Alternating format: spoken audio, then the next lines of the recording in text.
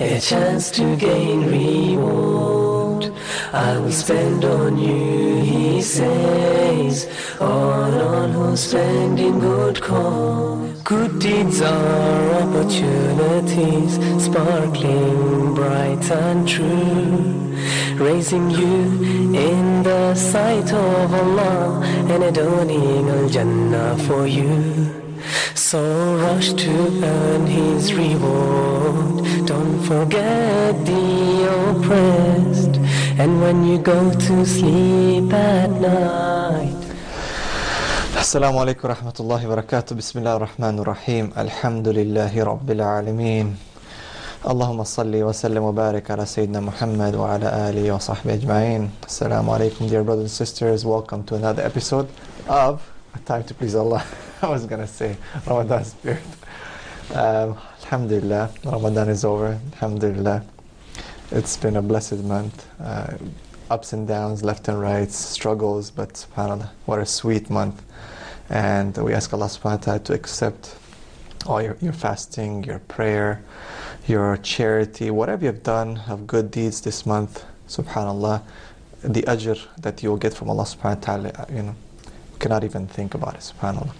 So we ask Allah subhanahu wa ta'ala always, as Sahaba used to do, they used to ask for Allah subhanahu wa ta'ala to accept Ramadan and what they've done in Ramadan, for 6 months after, and 6 months before they used to make dua to Allah subhanahu wa ta'ala to Allahumma balighna Ramadan. And we ask Allah subhanahu wa ta'ala to allow us to live another Ramadan. How many people were with us the previous Ramadan and were not with us this Ramadan, and how many were with us this Ramadan will not be with us the next Ramadan. Again, I remind you, this is a live show from Dubai, and it is 8 p.m. Dubai time, 7 p.m. Mecca time. And the recording, you can watch the episodes on YouTube, and we post them also on our Facebook page, A Time to Please Allah. Make sure you go and subscribe, alhamdulillah. It's quite interactive right now. You'll find the titles of the shows, questions about the shows, certain highlights from the shows, certain things that were important and we talked about. Inshallah, just contribute, just add some comments and share it with your friends, inshallah. Our number is on the screen. If you want to participate also, you can give us a call and be on the live show. And we'd like to hear from you all the time, hear suggestions, comments, and so on. I want to remind our brothers and our sisters with the fasting of the 6 days of Shawwal. May Allah subhanahu wa ta'ala accept from you, as the Prophet said, that whoever fasts 30 days of Ramadan and then completes with the 6 days of Shawwal is as if he or she fasted the whole year, bi'idhnillah. So try to start inshallah these days, because after you finish Ramadan, you have Eid, a few days, start eating, start getting into this habit, then it becomes quite hard, and a lot of people do not fast the 6 days of Shawwal. So please try to fast those and remind your family, your friends, and so on to do the same, inshallah. For today, bi'idhnillah, we're going to talk about what's after Ramadan. How are we gonna deal with this year, inshallah. And we don't worship Allah in Ramadan. You can already notice the number of people praying in the masjid have gone down. Shaitan is back on his feet, he's out, he's working, he's doing his thing, and you can really, really know it, subhanAllah, you know it. And something funny that happened, inshallah, I'll share with you. But first, I'd like to welcome my dear brother and co-host, Brother Asif. Assalamu alaikum wa rahmatullah. Wa alaikum assalam wa rahmatullahi wa barakatuh. How are you? Alhamdulillah, good. Alhamdulillah. How was your Eid? Alhamdulillah, very nice. Got to visit some people and, just do the thing that people do on Eid as much as we can. Alhamdulillah. Alhamdulillah. Something funny that happened, actually, I'm going to share with you in Fujairah. I'm not but this is interesting and at the same time saddening. A friend of mine told me, I didn't see it, but he was driving in a cab, and it was the day of Eid, the night of Eid actually, and there's a hotel close to one roundabout. There's a lot of people there, it's like a commotion. So the guy asked the cab driver, "What's going on? What's happening?" So it's basically the night before Eid. Okay, like we know, khalas, it's Ramadan and finished, and tomorrow's Eid. So the cab driver said, "Don't you know? This club just reopened after Ramadan is closed. Now everyone's happy, and then, this club is open now. I'm not gonna say no club, but it's like kind of shaitan is out. It's like and people are happy. Some people are celebrating that Ramadan is over, but they're celebrating that it's an achievement. While some people are celebrating that shaitan is out, and alhamdulillah, they're happy that they can get back to their own self, subhanAllah. So let's try to talk a little bit today about what's after Ramadan. When the Prophet ﷺ talked about Eid, he said these 2 days that we have that are Eid are days of eating, drinking, and making dhikr. Yeah. So even when we have a day of celebration, subhanAllah, there's that aspect of worship. And obviously we know the Eid prayer itself, most of the scholars said it's an obligatory action for basically all the Muslims, that they have to come out and go to the prayer and listen to the khutbah and whatnot. But then just beyond that, the idea here is to make dhikr. So the continuity of worship is through Eid. And people somehow think that we take vacations or there's weekends when it comes to our religion. And we don't have a concept of this. We can't take a break from our religion. Our religion, it's a way of life, It's constant. It's not something that is confined to one day or 1 month or 1 week or one place. It is something that is constant wherever you go. SubhanAllah. So obviously now one of the first things I want to talk about is how we start our day. In Ramadan, Qiyam al-Layl, mashallah, everyone. Taraweeh, Qiyam al-Layl. Now it's like difficult. You find, ourselves find it that our guard has gone down a bit, like we'll wake up, but not, but try maybe 5-10 minutes before Fajr, try to pray Qiyam al-Layl. You find that Fajr, even I'm having difficulties now, a little bit. It's like you find there's a difference between Ramadan and our Ramadan. What can we do to Well, okay. Obviously, first thing we have to think about is motivation. Right, so why? And a lot of people, and I want to kind of go back to the sad story that you mentioned at the beginning about the club. Yes, I feel like people feel the need to remind themselves that the shaitan is back out. Right, it's not just that we read in the hadith that the shayateen are chained up during the month of Ramadan and then they're released afterwards, and we feel like okay. Now he's out. See, so now that's like a justification for what I'm about to do. That's exactly what it is. And it's like as if they're planning that, okay, once Eid comes, I will do this, this, and this, but I'll control myself now, but once Eid comes, it's open season. Right, because shaitan is out, I can blame shaitan. Right, then it's as if I have a scapegoat or something. And it's amazing because shaitan says, فَلَا تَلُمُونِي وَلُومُوا أَنفُسَكُمْ. Allah says, don't blame me, blame yourself. Right. But it's, in Ramadan, obviously, it's a test to see what your nafs is enticing you to do and what shaitan. And some scholars say it's like, okay, now in Ramadan, shaitan's locked up. As some scholars say, the great shayateen and so on. But you can find it's kind of like a time for introspection. You see, well, what are my weaknesses? Is my waswasa from shaitan or is it my nafs? Is my lack of khushu in salah, is it shaitan or is it me? Is it me not lowering a gaze? Is it the shaitan or is it me? But then we forget, as you said, when Ramadan's over, we're like, it's shaitan. Let me look. Let me do this. Shaitan. So I've heard a good example for what Ramadan represents. If you had a businessman, right, and he worked all day and trading and buying and selling, and he made all of this money, and then he goes home at night and destroys all the money, and he burns it or destroys it or something. Now, what would you say about this guy? Or if you had like a tailor who works all day or weeks maybe, or even a whole month, to make the simile more apt. He works all month sewing this beautiful clothing, a new kandora, thobe, or whatever, okay, and it's very beautiful. He sits back and he finishes, he admires it, and then he takes it apart one by one, thread by thread. He takes it all apart and destroys it completely. We would say this person is crazy. And that's exactly what we've done. You mentioned at the very beginning about all of those good deeds that we have done, all of the ajr that we are expecting, imanan wa ihtisaban, as we said, right? Yeah. We're standing in the nights, imanan wa ihtisaban. We're fasting in the days, imanan wa ihtisaban, looking for that reward. We've done so much in the month of Ramadan. how much sense does it make if we sit there now and just destroy everything we've done? And it's a simple matter. I mean, we know the way to the hellfire is a slippery slope. It's very easy. You just slide right in. You know, Jannah, it's like clawing your way up there, up on a thorns and brush, and you're climbing up a mountain. I mean, that's how it is to get to Jannah. But to go to the hellfire is very easy. The hadith mentions when Jibreel alayhi salam went to, and basically Allah talked to him about Jannah and Jahannam. He said, like, when he looked at Jannah, he said, no one's going to enter. It's surrounded by difficulties and trials and tribulations. And Jahannam, he said, it's just surrounded by desires and easy, things and people. And that's why Allah subhanahu wa ta'ala is giving an interesting point in an ayah. He says, أَفَرَأَيْتَ الَّذِي مَنِ اتَّخَذَ إِلَهَهُ هَوَاهُ.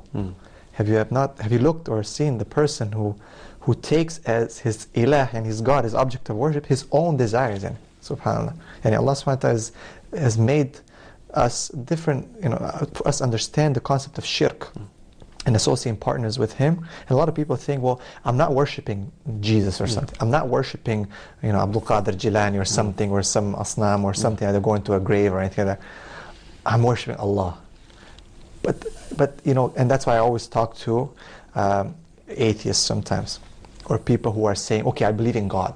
I'm saying, yeah, but who's telling you what you're doing? You're telling you're making your own religion. So you are still a polytheist. You're still making shirk with Allah subhanahu wa ta'ala, as this amazing verse is telling us, subhanAllah. Well, and so this is an important point, and you don't have to go to the extreme and talk about an atheist to find people, and unfortunately so many people, who are worshipping their desires, who are worshipping their lusts, and whatever their nafs whispers to them, that's what they're going after. And they're going after that instead of, obviously, what Allah subhanahu wa ta'ala requires when it comes to the worship of Him. So this is very scary, and I'm telling you that a lot of Muslims in this ummah are running into this problem. And this is something beautiful, actually, that you're saying. I want to raise this point up. I kind of get a bit shocked when Muslims tell me, Islam is easy. Don't worry, Islam is so easy. The Prophet ﷺ, he didn't necessarily say Islam is easy. Okay, but when we look at the hadith, there's, وَكَذَلِكَ جَعَلْنَكُمْ أُمَّةً وَسَطًا. Allah subhanahu wa ta'ala says we're a nation of balance. He has also warned against people going, to other than the sunnah. Now, when people talk about extremism, this is something difficult. They think that extremism is defined by what, the news or something like that says. No, extremism is defined by Allah and His Messenger, right? So you might think extremism is something that's actually something very basic in Islam, like attending Fajr prayer or attending, the daily prayers in the masjid. A lot of people think that anyone does that is a fundamentalist and extremist. In many countries, that is considered a fundamentalist or an extremist. In many countries now, fasting Ramadan, which is in some countries forbidden, it's considered as you're extremist, you're fundamentalist, you're a threat to the country. So extremism, or aside the spectrums that the Prophet ﷺ talked about, that people should not fall into, these are defined by Allah and His Messenger, not us. We don't say, oh, this is extremism, or this is, And this leads right into the point about how people are worshipping their desires rather than Allah subhanahu wa ta'ala. Allah has given us the criteria to determine what is right and wrong, good and bad, extreme and moderate. All of these have been defined. It is not for you to come, or any person to come and say, this is what moderation means. This is when we say ummatun wasata, this is what this means, X, Y, Z. We're not here to define it. They think ummatun wasata means, what do they call it? Moderate Muslim. The moderate, What is that? It's like, what is the moderate Muslim? Just because it says wasat, khalas, moderate or middle, you think that moderate middle means shave your beard, wear jeans, exactly. And that's, wear hijab. We have no problem with this term moderate Muslim, but the meaning people take from that is, as you said, no beard, no hijab, pray part of some of the prayers, maybe you miss a couple, it's okay, this and that. So this is not, obviously moderation, what this term of moderation is described is according to the sunnah of the Prophet ﷺ as understood by the Sahaba. I mean, and you can read all the stories of the Sahaba, the things that they did and said. This is moderate. That's moderation. Yes, that's moderation. That's moderation. So don't tell me about what people are doing now and then base your definition of moderation based on that. You know? Going back to the issue of people destroying their deeds after Ramadan. Yeah. Okay, I believe that there's an issue here, and obviously this is a bit sensitive, but I think it needs to be discussed. It goes back to the issue of people understanding Aqidah. Because Allah subhanahu wa ta'ala, for example, says, Bismillah ar-Rahman ar-Rahim, Alhamdulillah Rabbil Alameen, Ar-Rahman ar-Rahim, and He says, Maliki Yawmiddin. A lot of people just, say, Allah Ghafur Rahim, Allah Ghafur, Allah Rahman ar-Rahim. They take the concept or the Asma wa Sifat of Allah subhanahu wa ta'ala of mercy. But Allah subhanahu wa ta'ala, He yes, in rahmati ghadabi, that indeed my mercy, as the Hadith Qudsi says, has superseded my anger. No doubt. Allah subhanahu wa ta'ala tells us that. But we cannot forget that He is Maliki Yawmiddin, that He will judge us, will stand.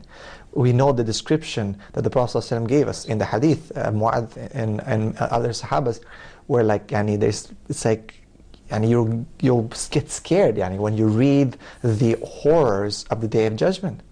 The hooks coming out and people being, subhanallah, So people say, oh, Islam is so, you need to, that's what balance means.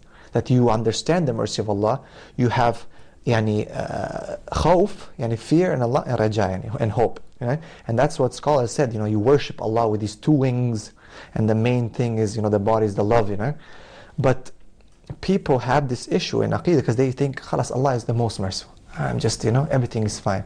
I don't pray, blah, blah, This mentality, you take it when you have done your best, and you still fallen short. Like you've tried everything. You've done you're on top of your game. You've completed. You've checked all the points, of being a Muslim.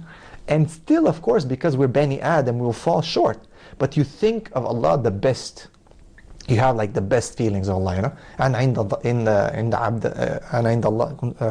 forget the hadith. And عند ظن عبدي بي. Yeah. Okay. And عند ظن عبدي بي. I am as my servant thinks I am. إذا ظن بخير فله. And if He thinks of me good, it's for Him. So we always think good of Allah subhanahu wa ta'ala. We have to have good thoughts. But at the same time, if our aqidah is not solid, if we don't understand Allah, shadidul iqab, He will punish, strict punisher, and we will slip, People start saying weird stuff, It's so I think aqidah is very important. And people are brushing it slowly, one by one, slowly aside. And I think we need to bring, talk about this a little bit. Yeah, obviously people want shortcuts, right? And obviously we know that when the scholars approach the religion, obviously the first thing we have to start with is you have to understand who Allah is. The very basic. You have to understand who Allah is. You have to understand what the akhirah you're going to face, all of these things, what the implications that has for you in your life. What is tawheed? What does that, the three elements of tawheed that we know, the belief in the books and the messengers, all of these things that form our aqidah, and then all of the implications that it has for our life. This is where it starts from. You have to have a solid foundation of this, and it is not, and I can't reinforce this enough, it is not as easy or simple as people might think it is, right? And we just gave an example of this. The fact of how people end up worshipping their own desires. And I'm here to tell you that you don't have to go to the atheists to find people who are worshipping their desires. You can stay right here in our ummah of Islam, okay? And you will find many people who have fallen prey to this very subtle yet very serious form of shirk, right? So this concept of aqidah is so very essential to our understanding of the religion, to our practice of the religion, and to our overall success in the long term. This is the way the scholars approached Islam, right? And this is the way of success. It's very clear, and like you said, we're hearing a lot of things nowadays where people are trying to circumvent the process. How are people? This is the shortcut issue. Is it because they think aqidah is complicated? Because to be honest, I'll tell you, my personal story. When I became Muslim, obviously I'm coming from a Christian aqidah, which makes no sense. Okay, people say, well, it shouldn't make sense. No, the basics. How can you worship Allah when you don't know and you cannot understand Allah? So the Christians always tell you, when it comes to these questions, don't ask. You cannot understand. How is the Father, the Son, and the Holy Spirit? Three but one. Three distinct persons. They are the same what, but three different who's, But when you ask them, fine, okay, you explain to me, show me where is that written in the Bible or something like that. We're trying to explain it. So you're trying to make sense of something that you can make sense. I used to say, I have more respect if you would just say, I don't understand, without trying to give me water, vapor, solid, type of similes and type of things, comparisons and so on. But when I came to Islam, I found when Aqidah was explained, that is, yes, there's a lot to be understood and it's important, but when you know it, it's like, that's what you need. That's where my feet became firm in Islam. While when I was, alhamdulillah, Allah helped me and blessed me to study that. But before that, it was basically like, well, Islam is right because the other one is wrong. Islam is right because Christianity is wrong. Let's attack the Bible. Let's talk about, whatever, miracles and all this. I'm like, that's great. But when someone asked, who is Allah? And Allah is, you can, what? هو الله الذي لا إله إلا هو عالم الغيب والشهادة هو الرحمن الرحيم. You just quote Quran, it's like Aqidah, Okay, so one of the scholars once said, there's three levels of when you're acquiring knowledge, right? And so when you start acquiring some knowledge after maybe some years of study and whatnot, you will think of yourself that you have acquired a lot of knowledge. You are very knowledgeable in the religion. You're like, even if you're very humble, you will say, I'm a student of knowledge and this and that. You will continue acquiring more and more knowledge. And an interesting thing will happen. You will reach a second level, and the scholars basically said, you will realize that, oh my goodness, there's a lot that I don't know. Right? And then you will continue to acquire more and more knowledge, maybe for many, many years, and you'll reach the third level, and this is the highest level. This is when you realize you know absolutely nothing. So, let's go back to that. That's good, but going back to the issue of Aqidah, and people saying that it's not important. Right. Is it important for people? Is this something basic or is this something advanced that people understand their Aqidah? Because now you hear, what do you hear? You hear, read the Quran. Talk about certain words in the Quran. Fine, that's amazing. Subhanallah, raise our iman, no doubt. But Aqidah is like, not everyone has to know it. Leave it to the scholars. And this is what I think, again, going back to that, we started by saying that that's the first problem, that people don't know. So we're not saying everyone has to know mustalah al-hadith or usul al-fiqh or how to derive, qiyas or ijma or to make, ijtihad. No, this is what is reserved for the people who have actually.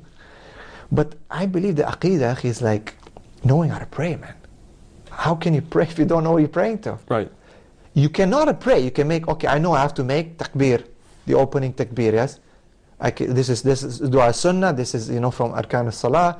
I can make ruku, I have to come back and make sujood and so on. This is sunnah, this is fard. But I can take that and go do it in front of the grave. The same thing, thinking I'm praying to Allah subhanahu wa ta'ala. And you see that in Mecca, in Medina, people praying in a different direction than the Qibla, and making dua towards the graves. Just you go to Baqi, Jannat Baqi, and you see, and the scholars are trying to explain to them, and that explanation there for 2-3 minutes or 1 minute per people giving them advice will be taken as an insult. Who are you to tell me? Why? Because these people they don't understand what they're doing. Well, so that's the point, that people, and I think it goes back to what I was saying initially, that it's a process. It takes effort, it takes time, you have to study with scholars, you have to do all of these things to get a proper understanding of Aqidah, to get to any kind of sacred knowledge. I mean, there's a rigorous process for how this is basically imparted upon other people.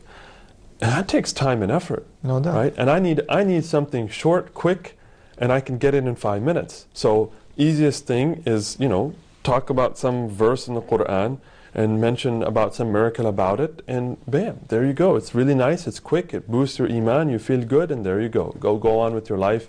Doesn't really have any major implication to your life necessarily, but it just wow, the Quran must be the truth, and you go on with your life. We're going to take a little break, inshallah. I remind you with the phone number if you want to give us a call, inshallah. We're discussing what to do after Ramadan, how to strengthen ourselves, and specifically right now we're talking about Aqeedah, which is so important. We'll be right back after the break. To please Allah, a chance to gain reward, I will spend on you, he says.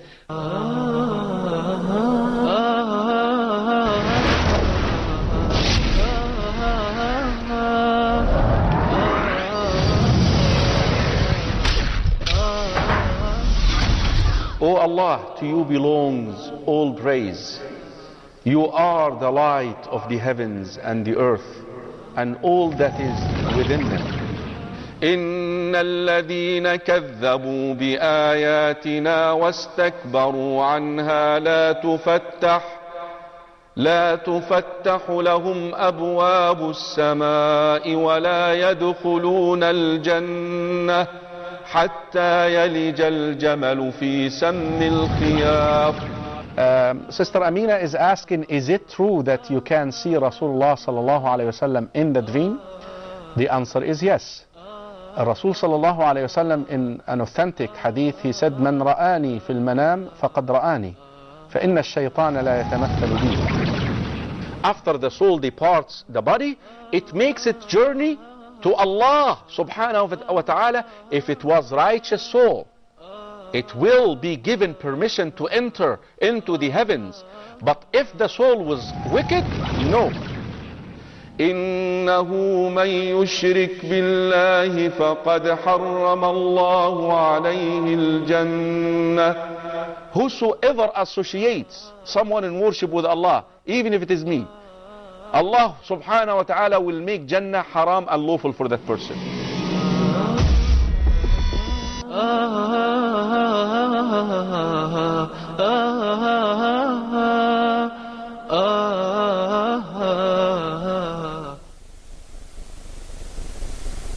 TV commercials motivate viewers into immediate action and to sway consumer loyalty from one brand or service to the other. That's why we're here for you, to help you sell your products and services by using creative ideas that bring life into your own TV commercial. Advertise your business and branded products and services on Huda TV. We will offer you fast-paced and energetic 30-second affordable TV spots. Advertise on Huda TV, acquire fresh customers and stay within your budget. For more info or to receive a quote, please send your inquiries to advert@Huda TV. Huda TV.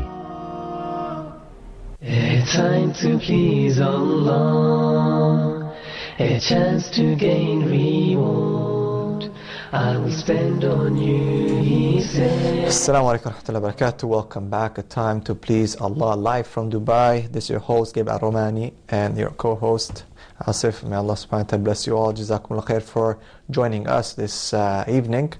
It is Thursday night and it's always a time to please Allah subhanahu wa ta'ala. Again, I remind you to check our website, our webpage, our Facebook page, A Time to Please Allah. And if you missed any of the shows, previous shows, they are recorded and they're available on the Huda website, huda.tv. You can also stream live on huda.tv. And you can give us a call. The number's on the screen and participate in the discussion, inshallah. So we're talking just before break-in about the importance of Aqeedah. And you said that it's a lengthy process, obviously. But now, not everyone has to be, a super expert in Aqeedah, but there's some elements of basics that people should know, that everyone could get. If we spend so much time on YouTube getting these, some nice boosters, iman boosters here and there, no one's going to say no. But if we do that, we should always also be able to do this, Right, so when we talk about Aqeedah, we're talking about the knowledge of Allah. We're talking about knowing the Akhirah. We're talking about understanding the role of the Prophet ﷺ. What does that mean? What does it mean when we say he is the Prophet, the last messenger? his sunnah, the importance of that, at least these very basics. I mean, this goes back to our shahada, ashhadu an la ilaha illallah, ashhadu anna Muhammadur Rasulullah. So the thing is what we believe, Ahlus Sunnah wal Jama'ah, when it comes to these things that, knowing Allah, knowing the Messenger sallallahu alaihi wasallam and whatnot, this, once you know these, it will lead you to do the actions that you need to do, and it will keep you from the actions you don't need to do. MashaAllah. We have a phone call, Hakim from Kuwait. Assalamu alaikum. Wa alaikum salam. Yes, brother. Yes, I'm just calling a quick question. Okay, let me turn my TV down. Yes, please. I work in the food industry. I feed the military in Kuwait. And the question was asked of me, is any of our food halal? How would I know if the items coming to the base are halal? Or would I be able to know this? Because we're not in Kuwait. Check with the ministry. Yeah, we don't know, and it's not on topic. But usually, in Islamic countries, it's you can pretty much say, from what I know, the government policies and the GCC, is that halal food should be halal. Now we're talking about if the army is Muslim. I don't know about who and what army and this and that, but I'm sure you can inquire about the food being who's importing and so on, and where is the food coming. I just try to inquire about that, inshallah. And I'm sorry I called about the wrong question, but I was going through and I saw you guys. I was like, hey, let me ask these. But thank you. Thank you. May Allah bless you. Assalamu alaikum. Thank you. Bye-bye. So the knowledge of Allah, the knowledge of His Messenger sallallahu alaihi wasallam, what the risala, what the nubuwa, what does this mean, what does it entail, all of these things will motivate a person to do what he should do and to stay away from what he should stay away from. So aqeedah, when we talk about it, it is essential because it will necessitate action. It will drive your actions. It will serve as a motivator for your actions. There's a saying from Hasan al-Basri rahmahullah. He said that faith, when we talk about it, it's not a matter of just wishes and whims and emotions of the heart, right? Rather, it is what settles in the heart, and then it is proven by your actions. So this forms the basis of what we're talking about here. So when we talk about all of these actions and in doing all of these things, the motivator we need is a correct aqeedah. No. Now, how do we link that back to our topic today, inshallah? And that staying on the straight path after Ramadan. Obviously, Ramadan was a very high spiritual month, and now we want to, people are back to their normal schedules. It's not that short day anymore. Things happen.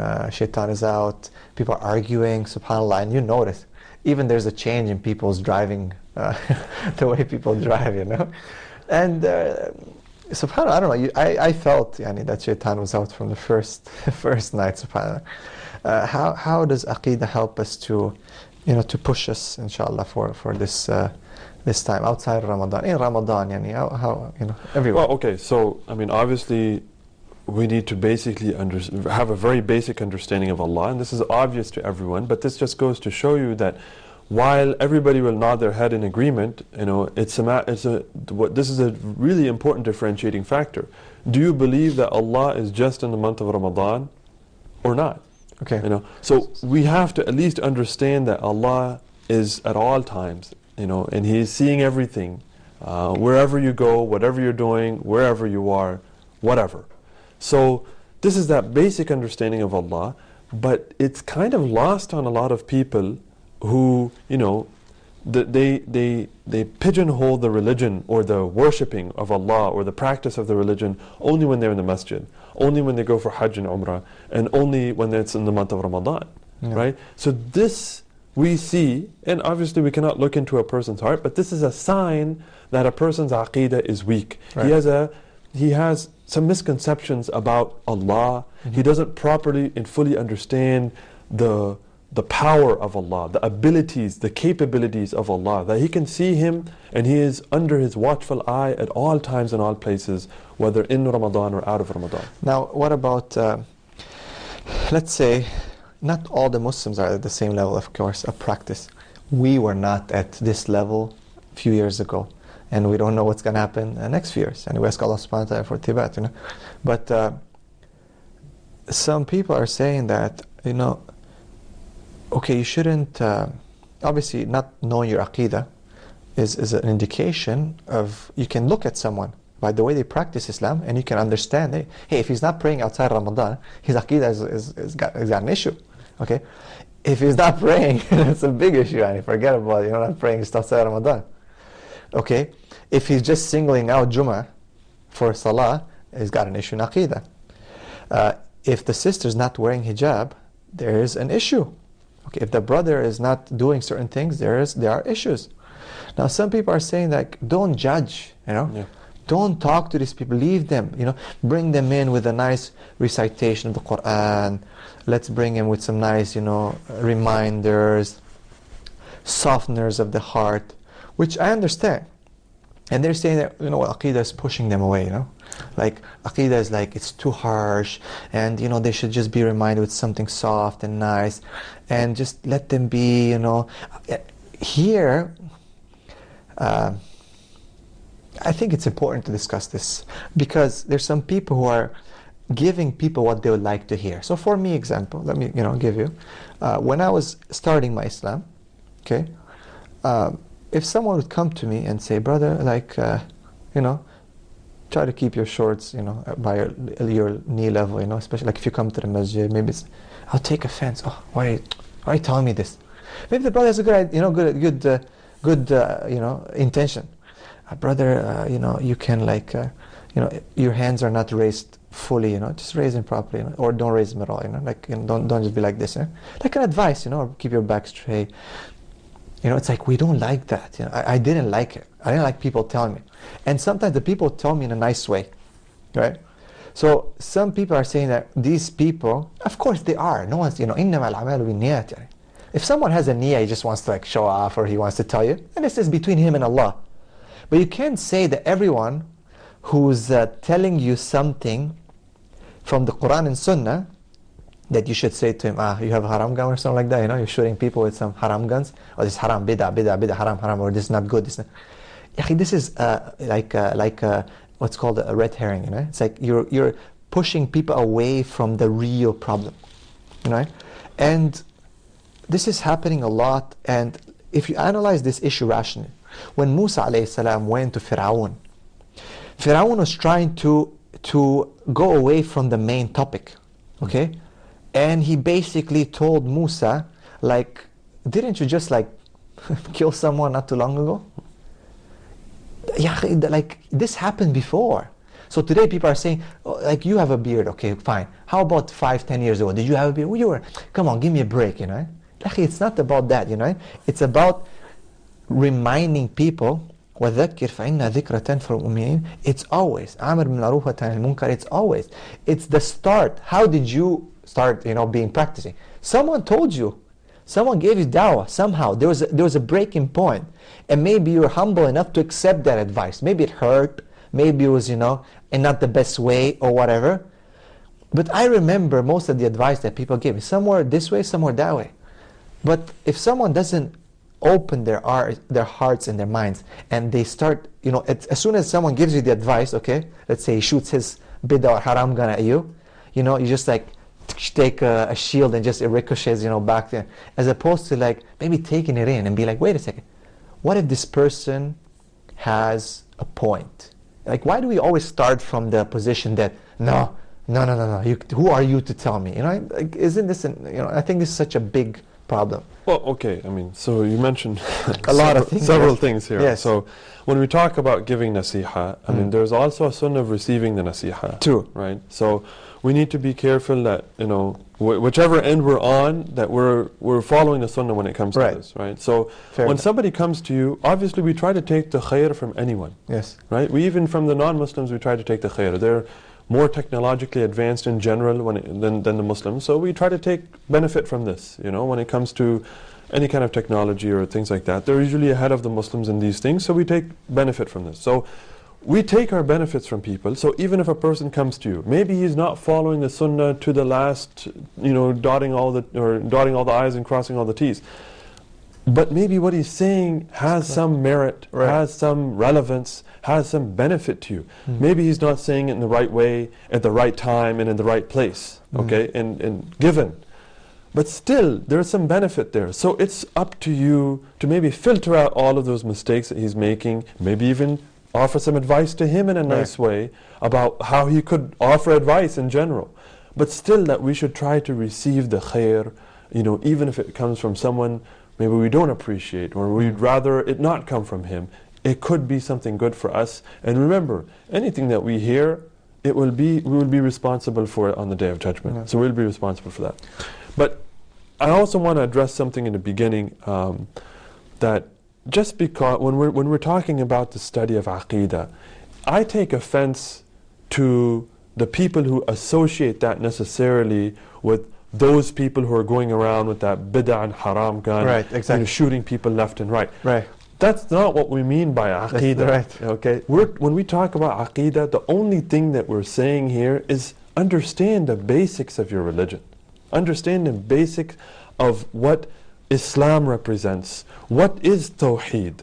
You know, what is Rububiyyah? What is Uluhiyyah? And we've been mentioning that from you know, in just this show several times of how people fall into all these mistakes. And then you mentioned some things that happen in Medina, you know, when people go for Hajj and Umrah. So all of these issues are issues that only would happen to a person who has problems in their Aqeedah. And we're not judging anyone. Nobody's Aqeedah in this world right now is 100% perfect, right? We don't have a full and proper understanding of Allah. How could anyone have a full understanding of Allah? I mean, our minds cannot reach to this.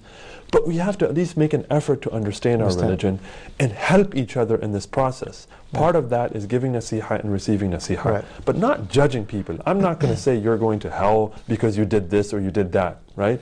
But what I am going to say is, you know, according to our religion, this is something, you're making a mistake, right? And, you know, we need to fear Allah, we need to, you know, think about what's going to happen, you know, maybe mention the specific punishment. But at the same time, you know, as we said, like, you need to separate between these people who are saying bid'ah, Aqeedah, and all that, and Aqeedah.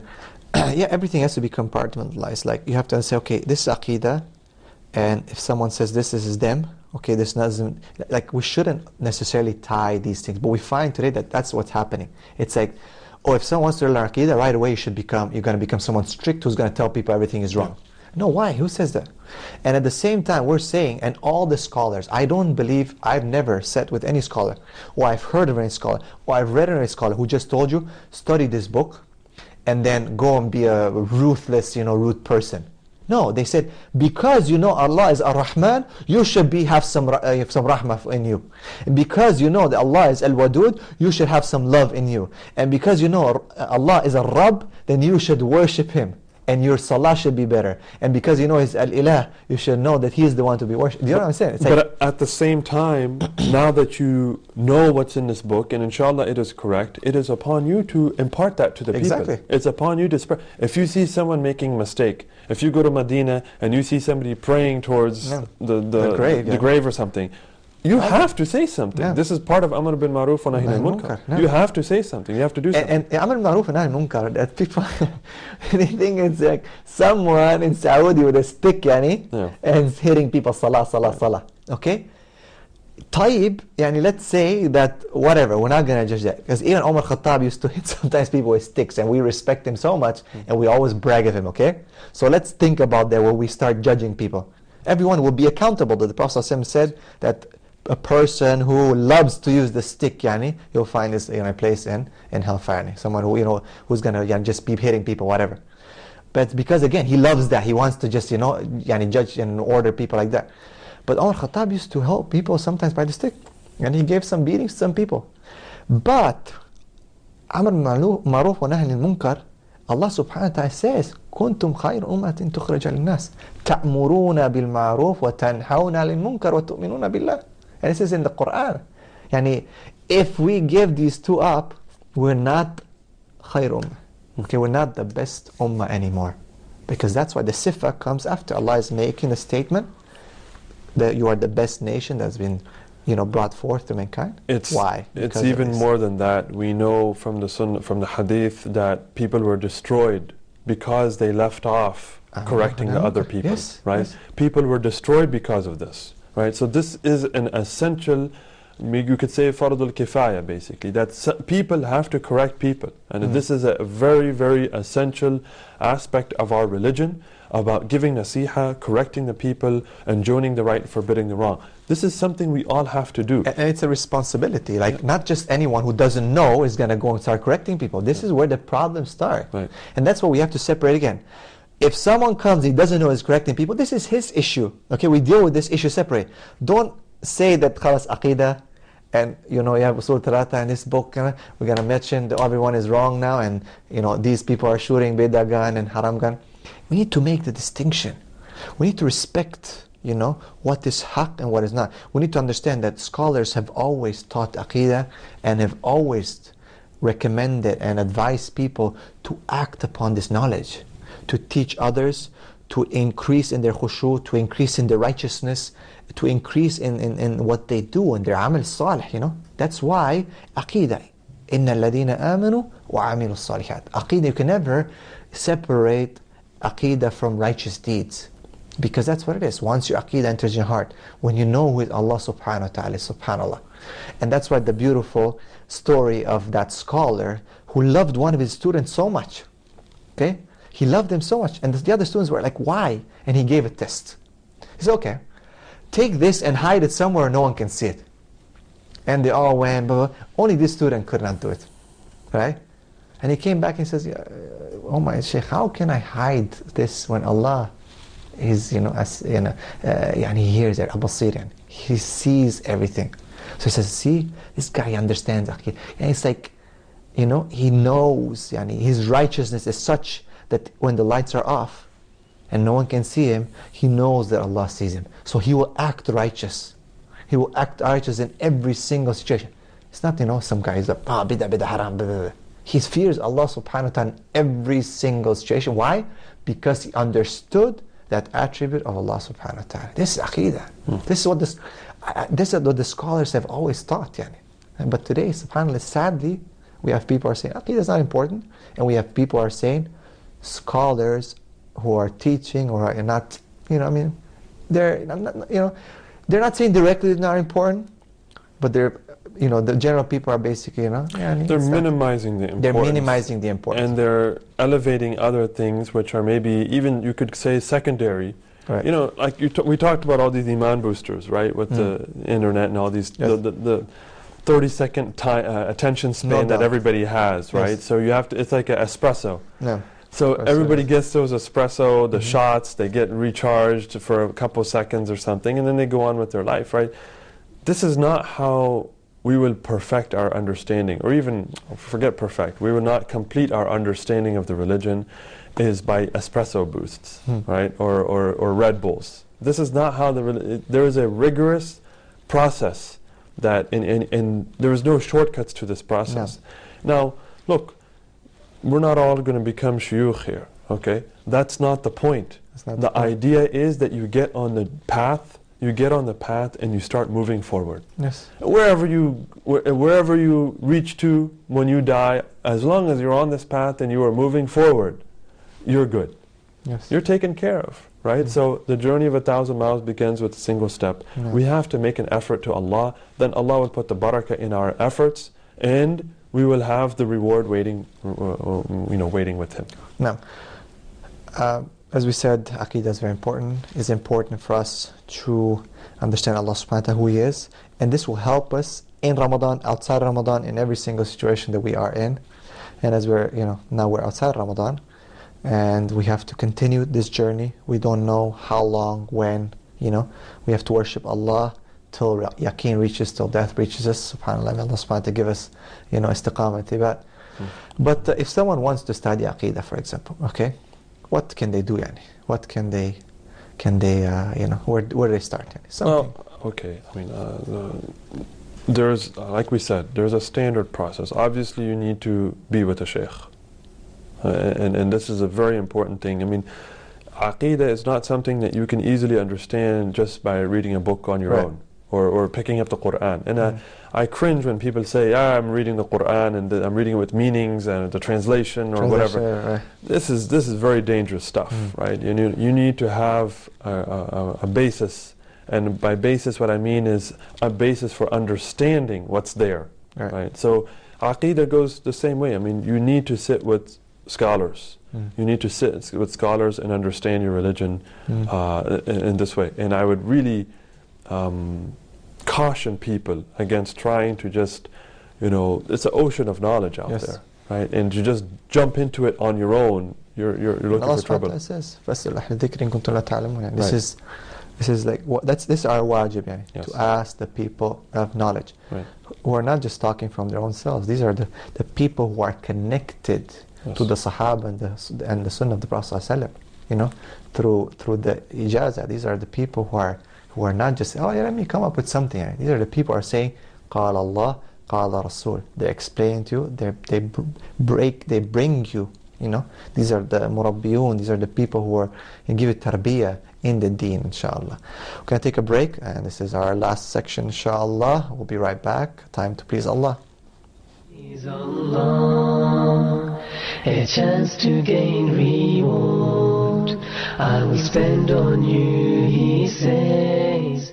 يا ذا الجلال والإكرام يا حي يا قيوم لا إله إلا أنت سبحانك إنا كنا من الظالمين اللهم أحسن عاقبتنا في الأمور كلها وأجرنا من خزي الدنيا وعذاب الآخرة برحمتك يا أرحم الراحمين اللهم أصلح لنا ديننا الذي هو عصمة أمرنا وأصلح لنا دنيانا التي فيها معاشنا وأصلح لنا آخرتنا التي إليها معادنا واجعل الحياة زيادة لنا في كل خير واجعل الموت راحة لنا من كل شر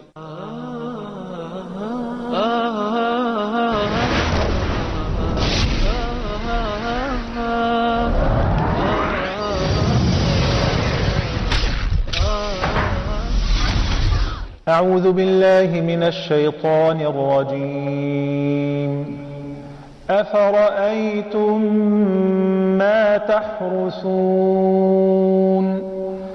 أأنتم تزرعونه أم نحن الزارعون. Sister, read this ayah again, and I want you to notice that there is إخفاء. The noon of أأنتم is followed by the letter ta, one of the 15 letters which produces إخفاء. So you will say أأنتم أأنتم. You will tend to hide and conceal the noon and replace it with the غنة, 2 counts. أعوذ بالله من الشيطان الرجيم بسم الله الرحمن الرحيم أفرأيتم ما تحرثون. Then do you not give thanks to Allah subhanahu wa ta'ala? And we learn how the Prophet sallallahu alayhi wa sallam used to say Alhamdulillah الذي جعله عذبا فراتا ولم يجعله ملحا أجاجا. So this is one meaning concerning فلا أقسم بمواقع النجوم, which means I do swear to the setting sites of the stars, which you see happening on every night and setting by the approach of the dawn every morning. The word فروح, الروح here is different than الروح. الروح means a state of rest, comfort, and relief.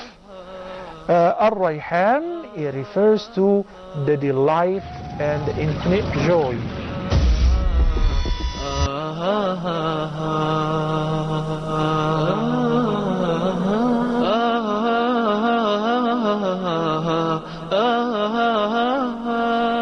A time to please Allah, a chance to gain reward I will spend on you, he says. Assalamu alaikum wa rahmatullahi wa barakatuh.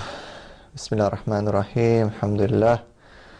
Inshallah, welcome back. Time to please Allah. These are our last few minutes. Inshallah, we're going to try to wrap up the subject. Let us just recap a bit. We talked about that Allah subhanahu wa ta'ala is to be worshipped in Ramadan, outside Ramadan. People are not doing that. They have an issue of Aqidah. And we followed up and we really went a bit in depth, to a certain extent about how, the importance of Aqidah. And a few responses to those who say that, Aqidah is not important, and those who try to minimize the position of scholars. Let's clarify one thing here. Yeah. When a person commits a sin, we're not saying his aqidah is corrupt. Okay, yes. Okay, this means, everybody commits sins, yes. Okay, everybody makes mistakes, Yeah. right? But when we're saying that a person is persisting in sin, or a person is like doing all this worship in Ramadan and then he's like full stop outside of Ramadan, or he's stopping sins in Ramadan and then he starts it all up, those guys waiting for the club to open the day of Eid, and once again, nobody can say definitively, right? Aqidah, there's manifestations that are in physical or tangible, but a lot of it is internal. It's your belief, your understanding of the religion, whatnot. So it doesn't necessarily, if you commit sins or you leave off some obligatory actions, this could be because of your own shortcomings or this or that. But it is a sign. It is a possibility that this person maybe doesn't have the correct aqidah. Maybe if he was to firm up his understanding of aqidah, this will really reduce, maybe even eliminate. Obviously no one's going to be perfect, but it will greatly reduce the sins, and it will motivate the person to do a lot of good deeds. What about when you justify your sin? And you say that aqidah is not important, so you can justify your sin. Right.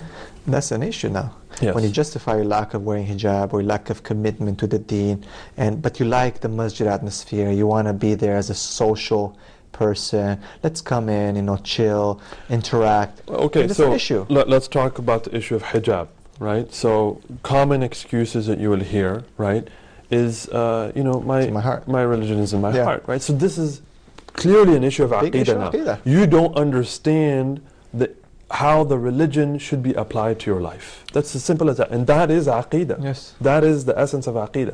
What is the religion? What does it mean? Who is Allah? And then they say, Allah is Ghafurur Rahim.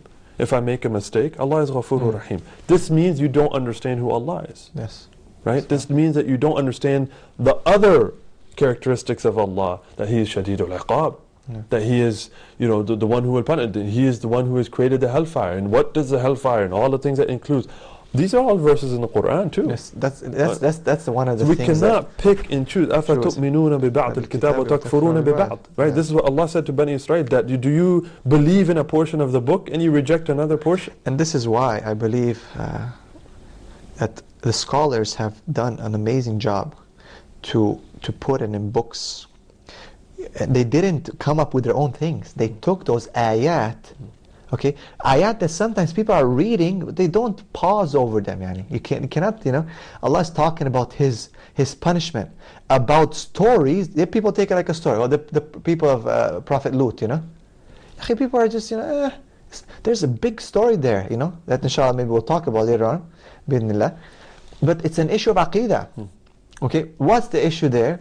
Well, the people said, kick him out. They're trying to make us pure. Look at that. They understood purity as something bad. Yes. They flipped, haram for halal. This is issue aqidah. Not just that, the wife, Lut alayhi salam, she was supporting them. She was not doing it, but the fact that you're supporting some, certain things, you yourself can fall into that issue. There's big things that the scholars took and put it in the books, right, and taught the people. So people cannot just dismiss the books. The Prophet ﷺ famously said, "Man tashabbaha biqawmin fahuwa minhum." Right. So now this is very serious hadith right here. Whoever imitates a people, he is one of them. Yeah. So this becomes an issue of aqidah. So these are we're giving small snippets here, just little examples here of very physical, very tangible actions a person can do that have very serious implications on a person's very faith and belief. If you imitate a people, that means Why imitate? Like they say in the West, imitation is the greatest form of flattery. Right. That means that you're saying that the person I'm imitating, he's doing something so great and so wonderful that not only do I think it's great and wonderful, okay, which is enough by itself, but I'm also going to do that. So this means that, and if you're imitating the wrong people, we got a serious problem here, right? Yeah. Let's talk about love. Right? People always talk about love, right? So Allah says you will be raised with those whom you love. Yeah. So if you love the wrong people, a'udhu billah, you might be raised with them. May Allah protect us from that. So Aqeedah has very clear manifestations in our life. We need to be very careful about this. Yeah. Jazakumullah khair for taking the time to watch this very important episode. Again, if were to say last few words, it's very important to understand who you're worshipping and why you're worshipping it, and to take, inshallah, this knowledge from the scholars who will teach you books. And inshallah, we do not reduce the status of the scholars. May Allah subhanahu wa ta'ala bless them all and protect them. These are the people, the inheritors of the prophets that brought this knowledge. There's a lot of amazing books there that the scholars are teaching when it comes to Aqeedah and so on. Part of them like Usul al-Thalatha by Shaykh Muhammad ibn al-Wahhab and other books. And there's no one saying that this one or that one, but we cannot take the importance and the effort and the recognition of the scholars that have gone into these things. And may Allah subhanahu wa ta'ala protect us all from doing that. And may Allah subhanahu wa ta'ala help us always give the haqq to where it is. Jazakumullah khair. Wassalamu alaikum wa rahmatullahi wa barakatuh. Time to please Allah, a chance to gain reward. I will spend on you, He says, all who spend in good cause. Good deeds are opportunities, sparkling bright and true, raising you in the sight of Allah and adorning Al-Jannah for you.